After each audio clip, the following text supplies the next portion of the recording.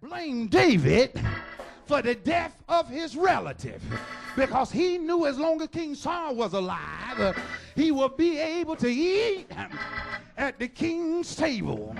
Hallelujah. Blaming David for what God ruled on. And there's still folks like that, blaming other folks for what God ruled on. Point to your neighbor and say, don't blame me, blame God. Here comes Shimei church. David mighty men's on the right and his mighty men's on the left. His wives with him, his servants with him. And here is this old relatives of Saul. Hallelujah. Coming out cursing the king, kicking up dust, throwing rocks, calling bloodthirsty man. You killed my family member because you envy his kingdom. They wanted to kill him. They wanted to lay their hands on him. But thank God for spiritual insight. Is there anybody here spiritual?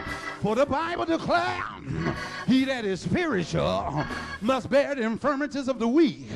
Everybody else wanted to kill him, but thank God for spiritual insight. Bishop, what are you talking about? Shimei is cursing him. Shimei throwing stones at him. Shimei disrespecting him. But you must understand, in the Hebrew, when Shimei was born, his daddy named him, and Shimei mean in Hebrew, something heard, a sound, or rumor. God even had room for Shimei when he was born. And when his parents named him, God said, I'm going to use Shimei to let David know that I heard there's a sound and there's a rumor that you're going to remember who's really in control. I can't get no help in here. There's Shimei in your lives while you're blaming somebody else.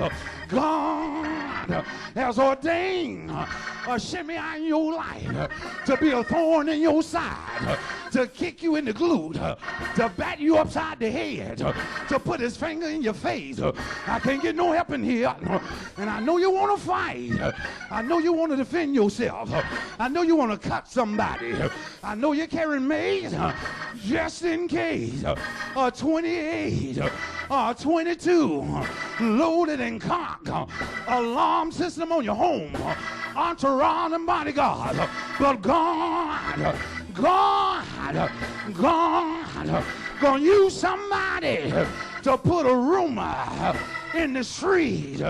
God is gonna use somebody to put a sound in the community.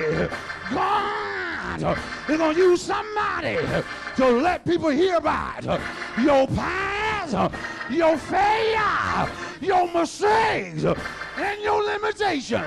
But point to your neighbor and say, watch how you treat me.